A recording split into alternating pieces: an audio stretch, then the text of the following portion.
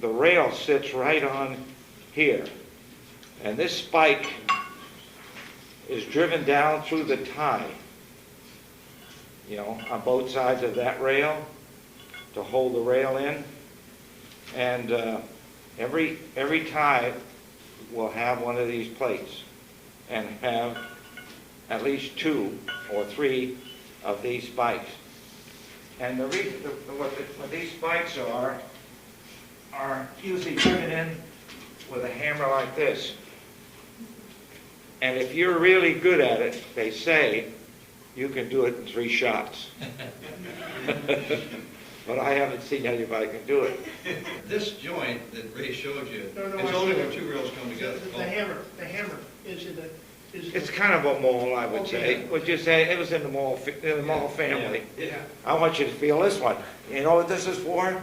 You know what a dentist uses when he yanks out your tooth? Well, this is like a big tooth. And you can see this here. It hooks the spike and pulls it out. Feel that weight. Anybody else want to feel it? It is heavy. It's heavy, you know. And we went out there working, pulling ties that are, you know, that are rotted. Sometimes they'll come out easy, and sometimes they'll come out not so easy.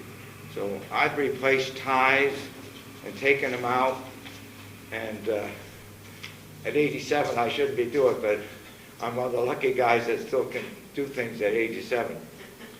So where do we go from there? This is like, you've heard of a Gandy Dancer's bar. This is not really one of them, but it's one I found that is good for splitting old ties, and this ball is good for, you know, most of the ties are held by gravel on each end. About that far, they want you to tamp them down. The middle, I don't know why, they say leave it hollow almost as far as tamping is concerned. So we tamp as many of the rocks we can when we put the tie in, try to get them under the tie. And I find this little ball is very good for that. So even though it's not an official railroad tool as far as I'm concerned, it really does the job. Anybody know where Skagit, Washington is? It must be a little place, but that's where it was made. And it was made for one of the big lumber companies to take their men out to work along the line, wherever they were working. So we took this Skagit, rebuilt it from the bottom frame up, and it's now used as our principal means of, we can put maybe 20, I think we had 35 on there one time. Welcome aboard, folks. Runs about a little over an hour.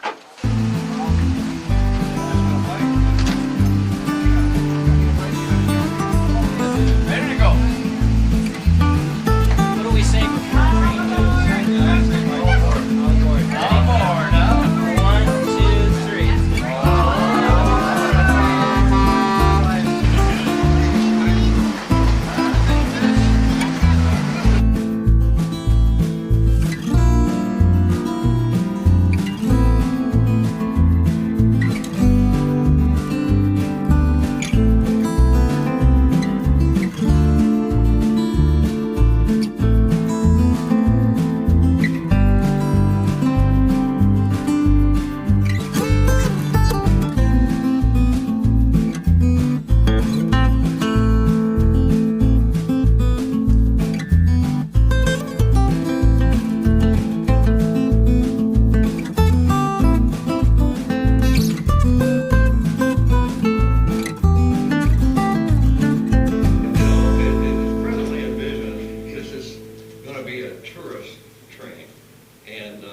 Financially, that would be pretty expensive to do that.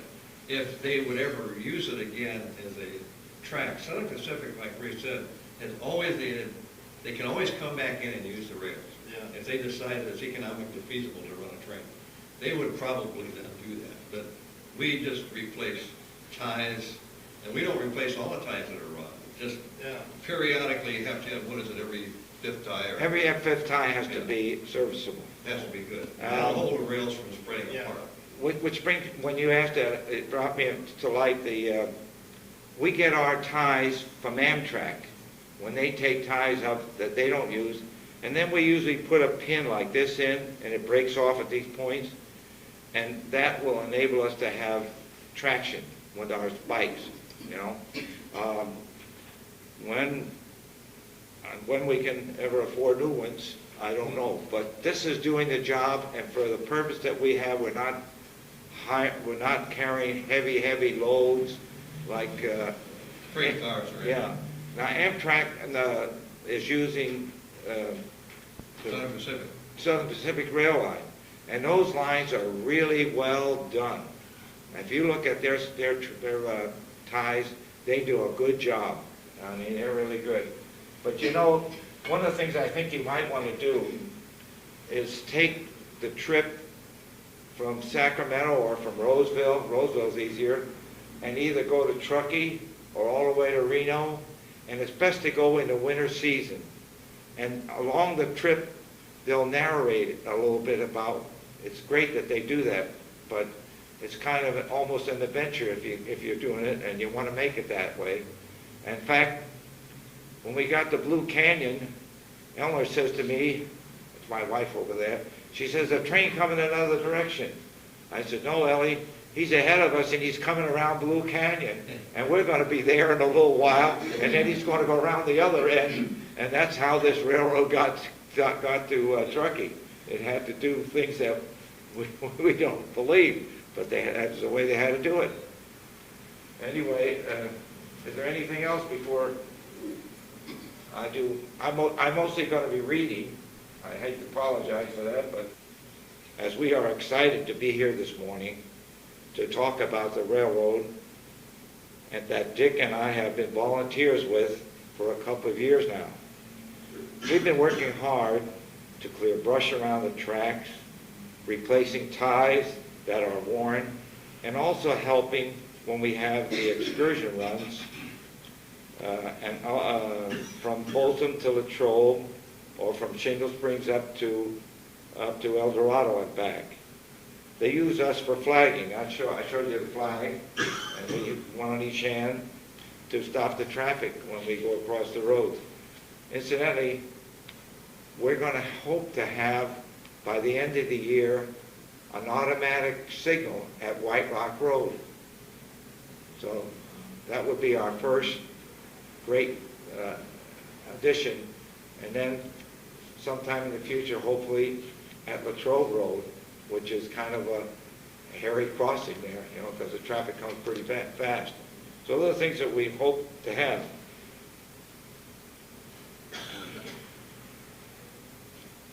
Several volunteers are trained to be operators of both the Skagit A6 and A5. The Skagit, I showed you a picture of it, and behind it, you can't see it very well. I kind of passed that picture around. There's another little unit. That's either the A6 or A5. This, as I said, the Skagit holds about 20, but sometimes we have an emergency, we might have to put more in. The A6 and the A5 can carry about 4 to 6. Now, the women sell the tickets for the rides and sell merchandise that promotes the railroad. Getting the railroad in shape for making these fun excursion rides has not cost our county a penny. Well, whatever expenses we incur is paid with the proceeds from the ticket sales and by donations from the volunteers themselves. You know, we had a washout down here not long ago. Is that something you can talk about, the washout? All right, I won't do that. All right, Dick. In the hills above Sacramento, on a 26-mile stretch of track, a dedicated crew operates the region's own little railroad that could. After restoring old train cars and maintaining the historic tracks between Folsom and Shingle Springs for the past 15 years, in April, the Placerville and Sacramento Valley Railroad volunteers, mostly retired engineers, mechanics, electricians, and train buffs began running wildly popular excursion trips for people of all ages. President Philip Rose said, "When you see other people enjoying it, it makes all the work worthwhile. We do it to share. Once the railroads disappear, they're gone forever." Known as the first railroad in the West, the Sacramento Valley Railroad line opened between Sacramento and Folsom in 1856, just a few years after the gold rush began. In 1864, the line was extended to Latrobe, followed by Shingle Springs a year later. The railroad reached Placerville by 1888, making it a valuable transportation route for goods between El Dorado County and the Central Valley. This line was supposed to be the first transcontinental railroad, but it lost out to the Central Pacific, which line went through Roseville and over Donner Pass. But this branch became known as the Placerville branch and was one of the most successful and profitable freight railroads. The last regular passenger line ended in 1930s. "Anna, I am going to California to be the pioneer railroad engineer of the Pacific Coast. To help build the Pacific Railroad, it is my opportunity." With those words, 28-year-old Theodore Judah told his wife he had accepted a position with the Sacramento Valley Railroad. Judah had long dreamed of building the Transcontinental Railroad. Once in California, he devoted the rest of his life to making that dream come true. Judah always placed the building of the railroad before all else. In the end, conflicts compelled Judah to return east in 1863 to seek other investors for this railroad. On his journey, Judah contacted, what do you think, crossing the Isthmus of Panama, malaria. And he died in New York at the age of 37. His legacy today is the route and the laws he helped make reality. A memo from his wife, Ann Judah, said, "Everything he did from the time he went to California to the day of his death was for the great Continental Pacific Railroad. Time, money, brains, strength, body, and soul were absorbed. It was the burden of his thought day and night, largely of his conversation, till what used to be said, Judah's Pacific Railroad crazy." And I would say, "Theodore, those people don't care." He'd laugh and say, "But we must keep the ball rolling." The railroad from Sacramento to Folsom was finished by 1856 and Placerville by 1888. This railroad hauled lumber from Placerville, shingles from Shingle Springs, lime from South Shingle Lime Quarry, which used in making bottles, as I understand, and wood chips from South Shingle. Shingle Springs was also a place where produce of all sorts was loaded on a sidetrack of cars and carried to other locations in the valley. When growing pears was the big industry in El Dorado County, it was said that they would arrive in New York market in 48 hours by special train. You remember those? Anybody know those? There'd be a box about this big. Every pear was individually wrapped. I mean, they were a delicacy.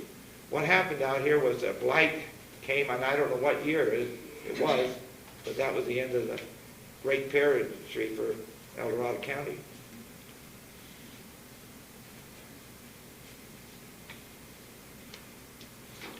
The construction of the first railway west of the Rockies paved the way for the Transcontinental Railroad, a direct link between the Golden State and her distant sisters. In today's world of jet travel and superhighways, It is easy to forget the tremendous role railroads played in American history. Travelers heading to California before railroads had only two options, both long and dangerous. One involved a long trip at sea, where storm and disease took life on a regular basis. The other, the overland trail, crossed deserts and mountains, and took about 6 months. You went as soon as the spring break came, you started out, and you hoped to be here before the winter set in. The other, the overland trail, crossed deserts and mountains, and remains today a linear graveyard marked with the graves of those immigrants who perished from starvation, disease, exhaustion, and exposure. Once in California, getting around didn't get easier. From riverboats on Sacramento River, travelers, except on the riverboats on the Sacramento River, travelers suffered through jarring stagecoach or wagon rides over rough dirt trails. I'm going to read a letter from Louise Clapp in 1851. How would you like to winter in such an abode, in a place where there are no newspapers, no churches, lectures, concerts, or theaters, no fresh books, no shopping, no picnics, no charades, no latest fashions, no daily mail. We have an express once a month. No promenades, no rides, no drives, no vegetables, but potatoes and onions. That's what they were living on. No milk, no eggs, nor nothing. Now, can I ask you a question? Who can tell me how long it took to get from Omaha to California once the railroad was in?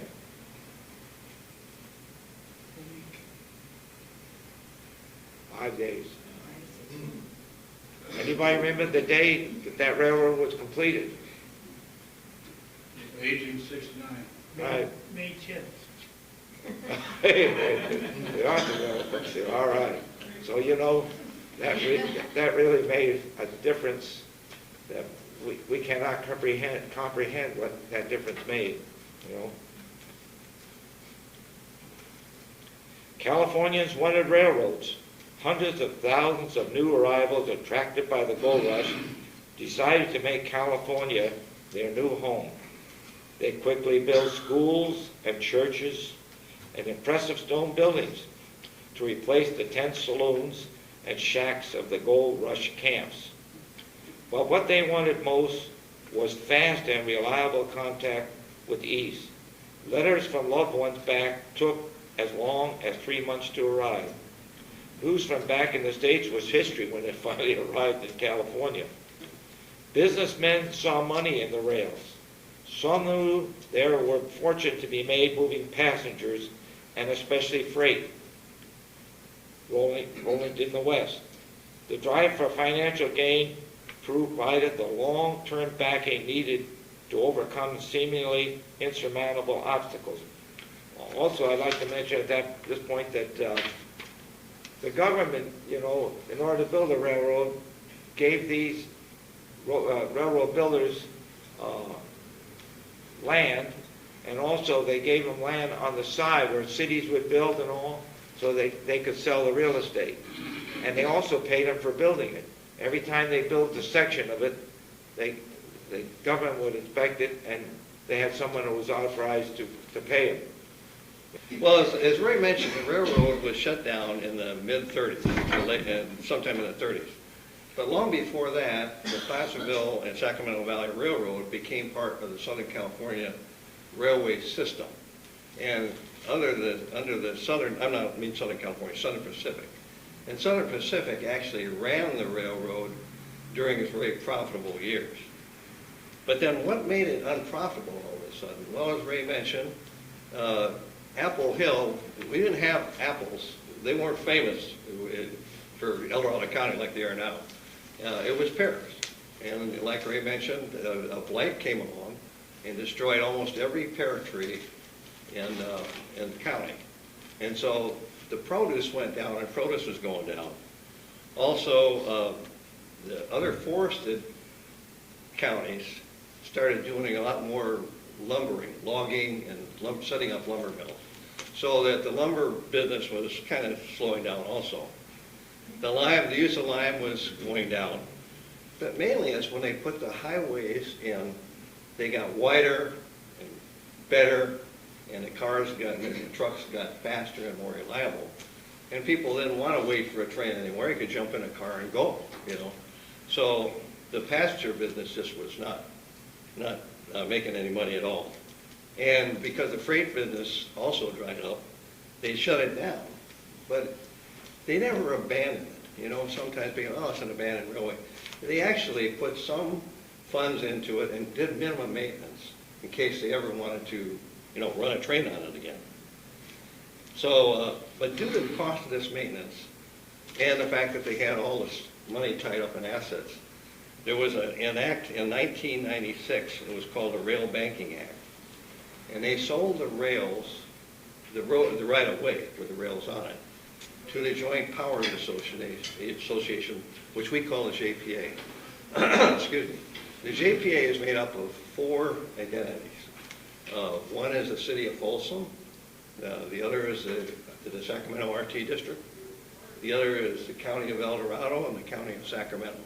So these 4 put money in, and they actually purchased. That was the money that was used to buy the right-of-way. But also, maybe about 15 years ago or so, as Ray mentioned, a nonprofit organization, excuse me, was formed called the Feds. We call it the Feds. That's an acronym for the Folsom El Dorado Sacramento Historical Railroad Association. And they had 4 major goals. One was to preserve the historical value of the railroad. The railroad is a big part of our history, and we want to keep it up. The second was to open a museum at the Folsom Railroad Y, which is near historic Folsom. The third was to run a trolley between historic Folsom and Highway 50. And the fourth, and one of the major goals, was to run an excursion train all the way from Folsom to Diamond Springs. So their project started small, and like Ray said, they set up a little museum in an old Pullman car and set it up near the turntable in historic Folsom. And in that railroad car, they had collected books like Ray shows you here. They had books, magazines, articles on railroads, artifacts like some of Ray's stuff here. Plus, they had some other little displays. And it was a small museum, and it has been subsequently moved, but it operated there for years. And so they also, this same group, presented the JPA with a plan that we will take over maintenance of the track if JPA would spray for the spraying of the weeds. So this is what the crew does, is what Ray was talking about. And volunteers have kept the track clear for years. And it's a lot of hard physical work, frankly. And due to our rainy and windy season, sometimes huge branches, and sometimes a whole tree will fall across the track. And then because of the rains, it seems like in 1 year, a big brush comes up, right? It's quite a bit of undergrowth in a hurry. And the removal of that requires, Ray showed you the tools here. Also, we use chainsaws. We have called a high rider. It's a truck that can go down a railroad track. And on that, it's got a generator. You can use electric chainsaws with long poles.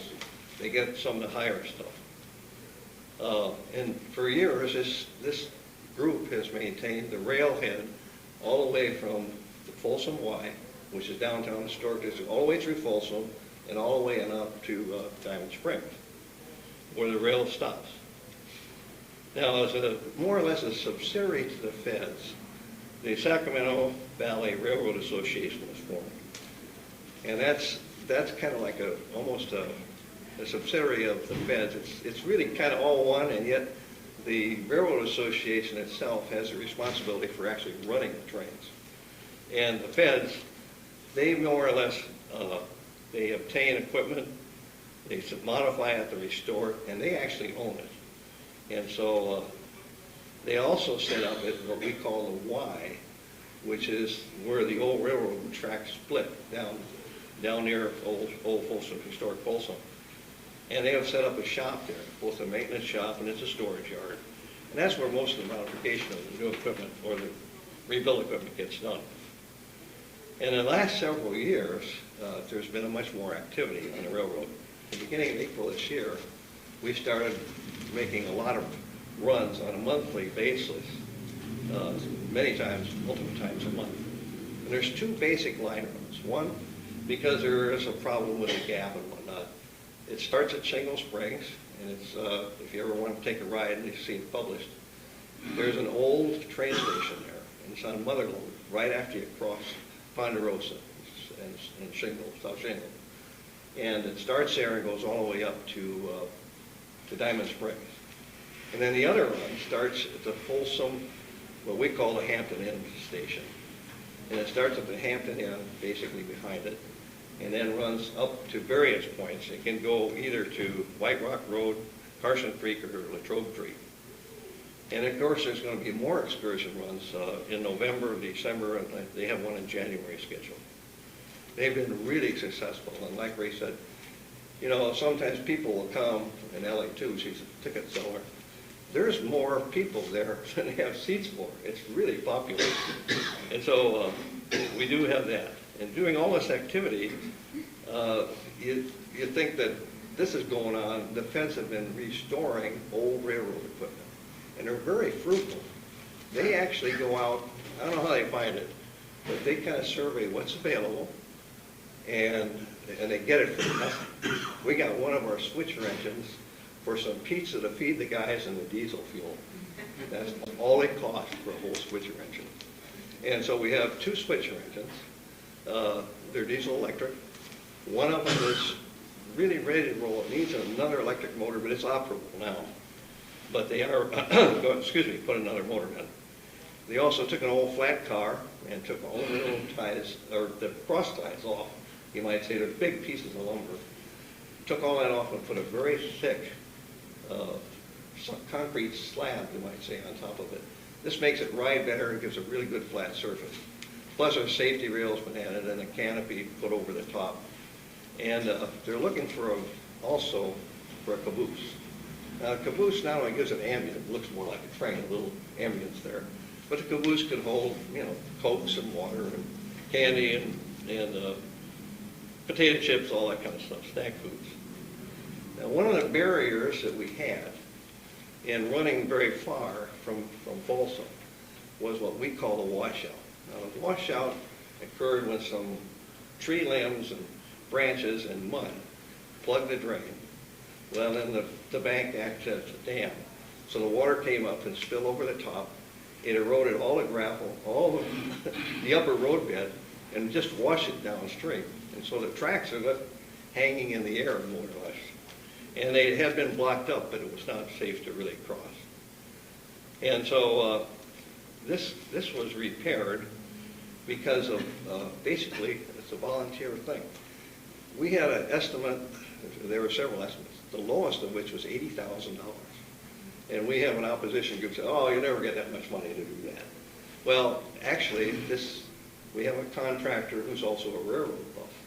He's a really shrewd type of guy. He goes to the county, works out a minimum amount that'll pass the county codes, and goes to the county, and we did the whole thing for just under $10,000, which is pretty amazing. And not only that, the rails, after the basic roadbed is put down, the rails were laid by all volunteers. And our volunteers laid the rails, and there's railroad bus came from all over. One fellow came, I think, from Southern California, right? And one came from the Bay Area, just to help us, you know. So it's really great. And the money, this $10,000, as Ray says, never cost the county a penny. All the members of the Railway Association just chipped in some, and the $10,000 was just an all-volunteer effort. There's several more obstacles to overcome. One of them is what we call the gap, and this is an area it's on a private road, and the track is 30 feet of track, and the bank's been removed, and it allowed water to drain. What happens if there's a drainage problem? And the property owners were complaining, and so Southern Pacific, well, that's one of the last things they did. They just took the whole thing out, and so we can't cross there. And there's another area of the track that cars were going off, spinning off the road because it was a flat curve. And DOT decided it needed to be a banked, more rounded curve, so they covered up part of our track. So that has to be done. But we don't, from what I hear, we don't have to pay for that because the county covered our right of way. Now, to finish on a very positive note, because those are a couple of negatives, I feel like great progress is suddenly starting to go forward on this railroad. An excursion train, a full-size excursion train, is supposed to be launched very soon. And so you're going to see a lot more capacity. You'll be able to see a lot more people. And it'll look more like a train. The Skagit is a neat thing, but people want to ride on what we would call a railroad train. So we have new blood in the organization, plus we have the experience of all these old timers. And I think all this will make this project a success. So thanks a lot.